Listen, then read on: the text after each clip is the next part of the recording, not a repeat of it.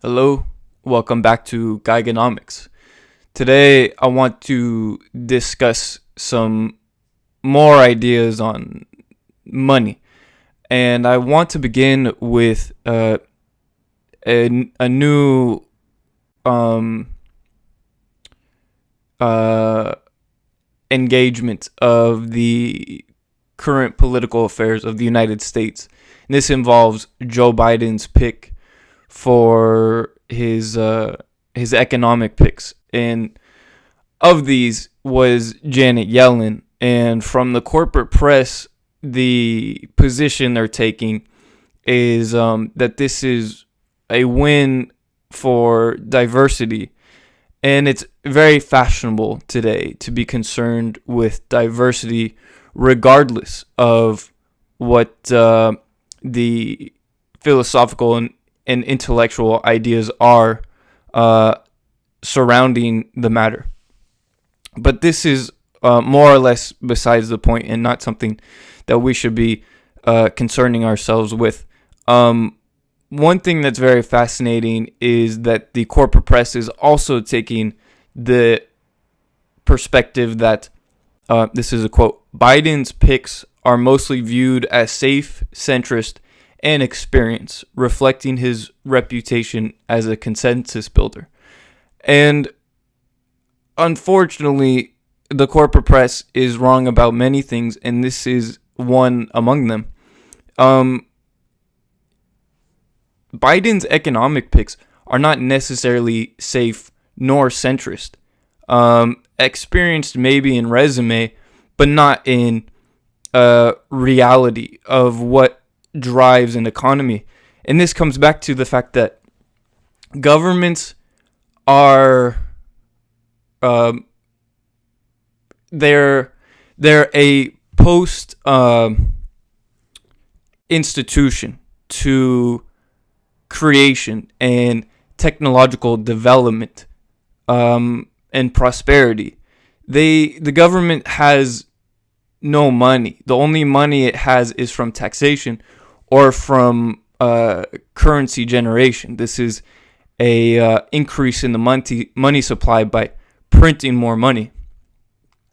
And what we have to realize is that, not everyone, but what I'm trying to realize is that the economic picks are said to be safe because they think that they'll go along with what Biden and the corporate press want, and they won't be opposed by a president of Donald Trump or his economic policies and stuff. But also, they're not centrist. The centrist position is that there shouldn't be an increase in the money supply. The radical position is that we should increase the money supply. And this comes because the institutions and the schools have taught people that as there are more people in the world, there needs to be more money. And even over time, with the same amount of people, there needs to be more money to pay for more things. And this is false. This isn't true. The quantity money theory shows that if you increase the supply of money, then the value of it goes down. And this is the purchasing power. And what's most important is noting that in the long run, none of these currencies that are pieces of paper will be of value in the future.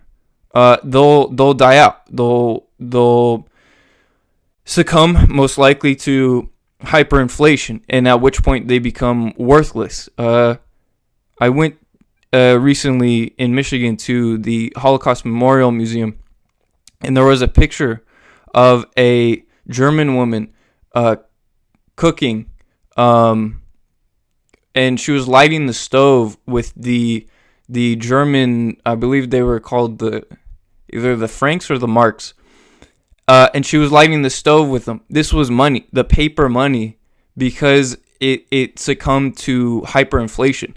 And what happened was there was so much of the money in Germany at this time that the currency became valueless, and so people used it for lighting their stoves and could literally throw it away. throw money away, because it at that point becomes no longer money. Money is only something that's generated by the trust people have in it. And what allows for the US dollar to still persist in our society is because, one, the government deems that it's money, so they say this has value, and two, because we have the largest navy in the world. So the navy ensures that countries all over the world are able to use the US dollar. And I don't know much about the petrodollar, but that's something that has come of more interest lately to me.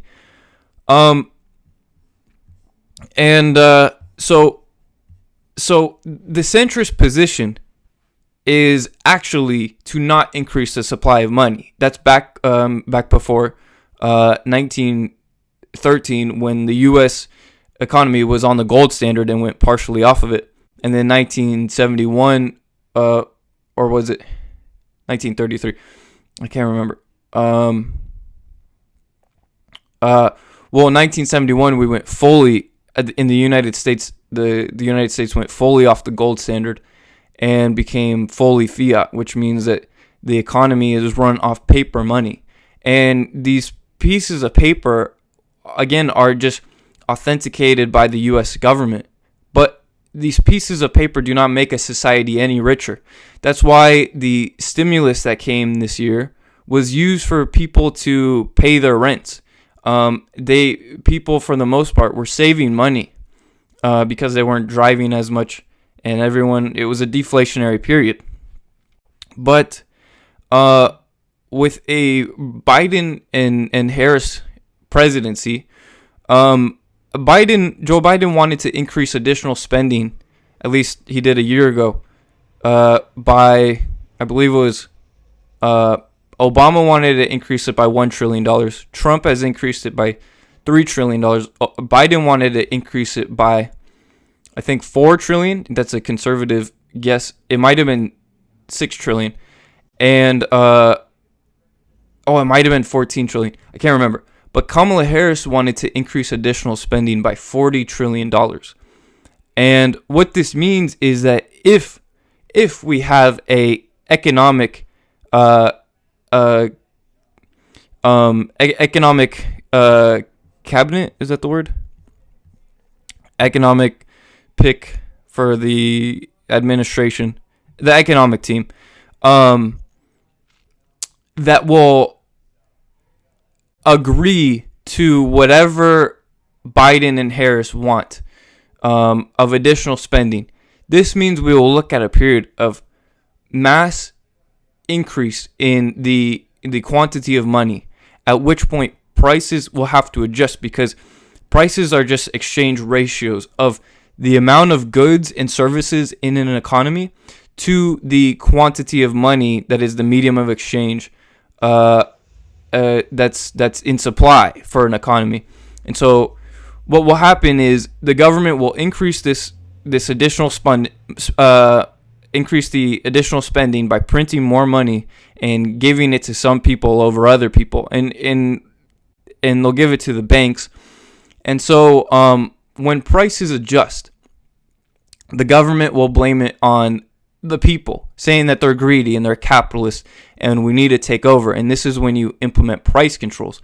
And this is what happened in Nazi Germany, where they implemented price controls, and then you lose the market. So now there's no more development of production in technology, and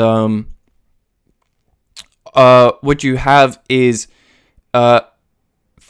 socialism under the variety of fascism, where you have the illusion of a market society, where, the United States, they say, oh, it's too capitalist, or they say that it's too free market. We want more government intervention, and this comes in Medicare for all. This comes in free schooling. This comes in free housing, in many sectors.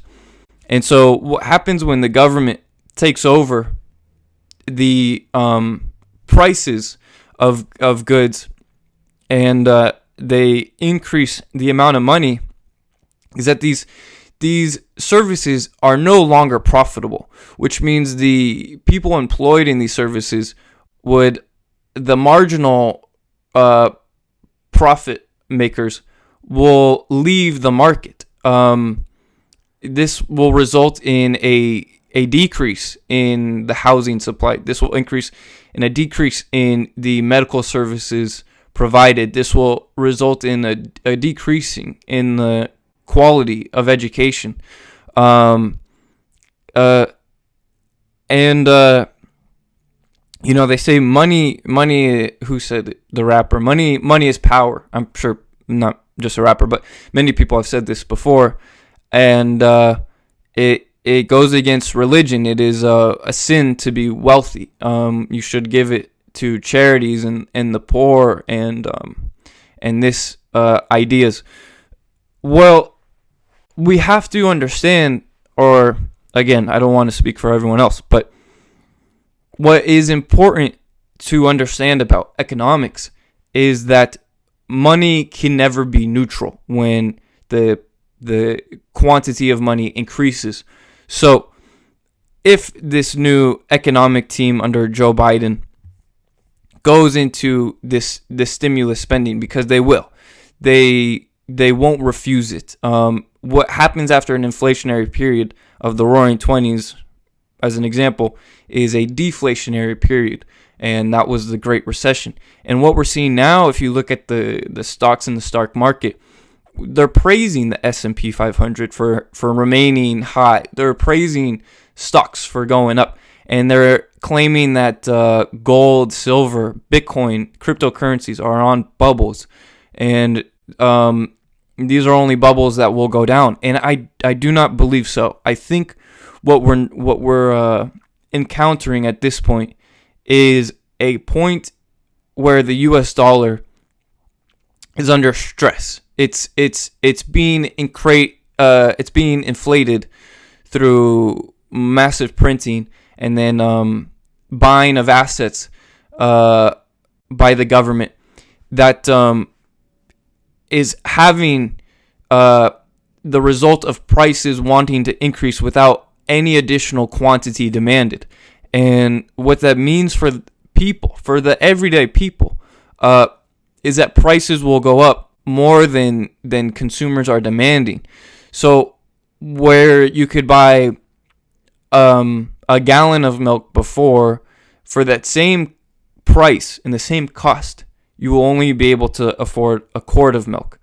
And this is why economics is not even mathematics, which the mainstream economics will have you believe, in generating these equations that will result in how we can manipulate the economy so it's more prosperous. But you have to, again, treat these people, as Han Tapa says, like little children.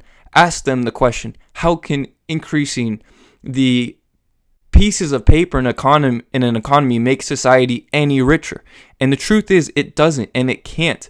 And what we have to realize is that the people will be harmed. But going back to economics, why economics is so fundamentally important for everyone to understand and learn is that it affects your life, what you can buy. Everyone has to eat and drink and live and sleep.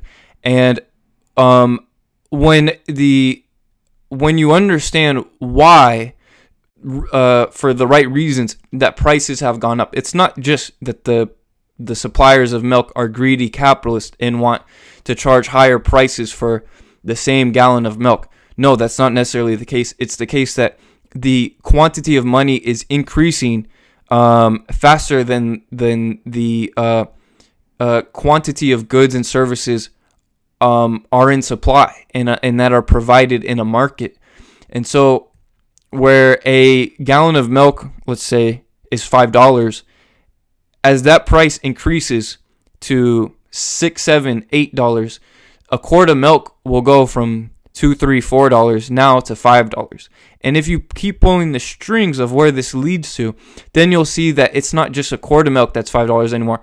It will be a pint of milk is now $5, where it was $1 to $2 prior.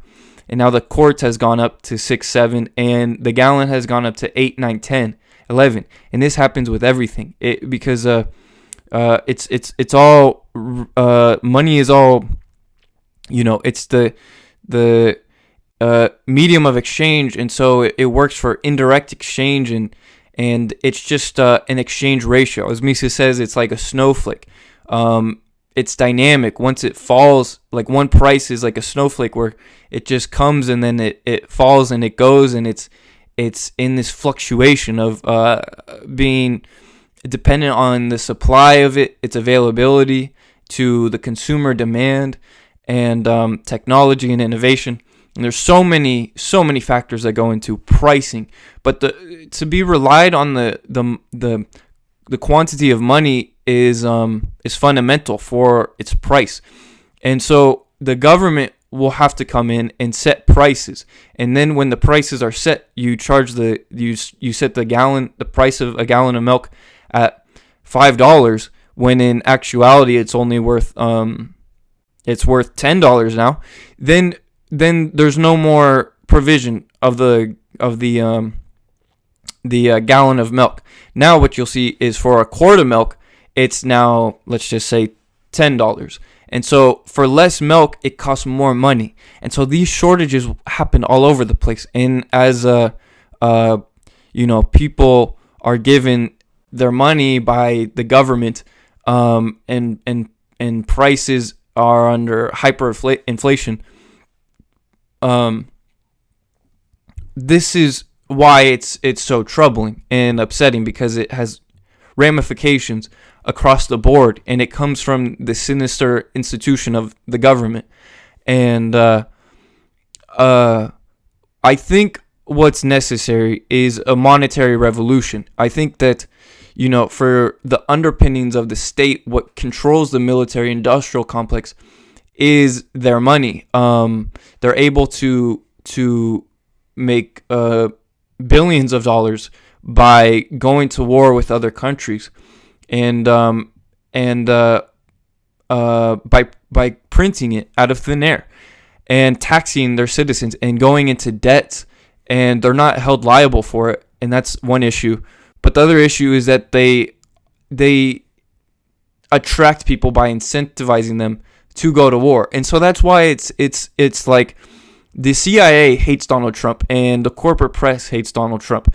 But the reason the CIA hates Donald Trump is different, and the corporate press is different from why your Facebook friends or your college professors hate Donald Trump. They hate Donald Trump because they are concerned with diversity, and they're concerned with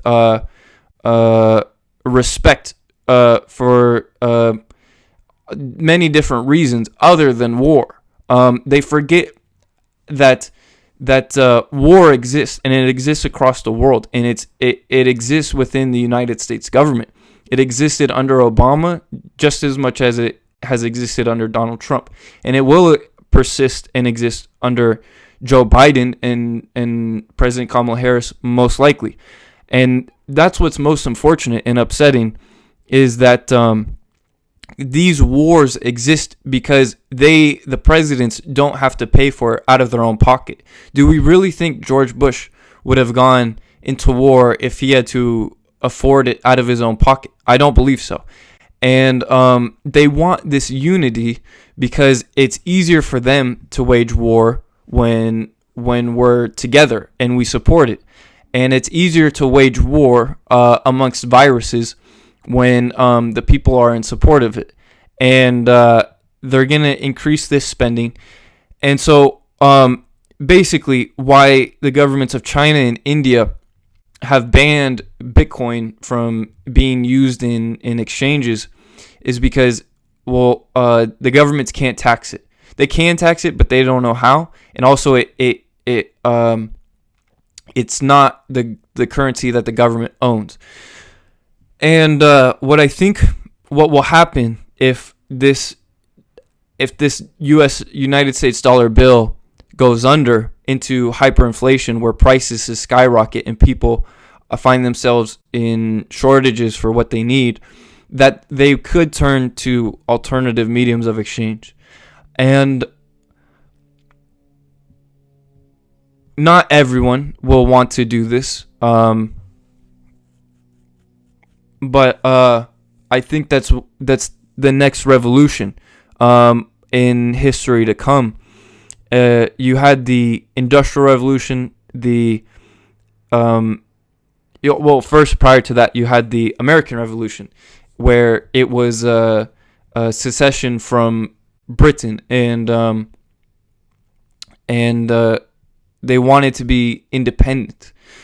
And then you had the Industrial Revolution that allowed for the growth of capital accumulation and standards of living to come to the levels that they are today. And then the Technological Revolution, which has always been around since its time, and technology is advancing quite rapidly. It's almost invisible to our everyday lives.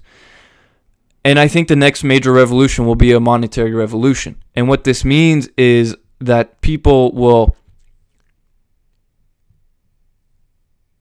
switch to other mediums of exchange, such as gold, silver, or cryptocurrencies.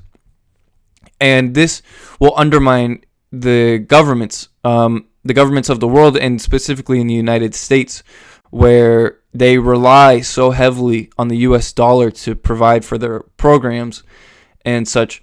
But the people, the everyday people who buy milk and bread, will switch to a currency that's not taxed and cannot be printed.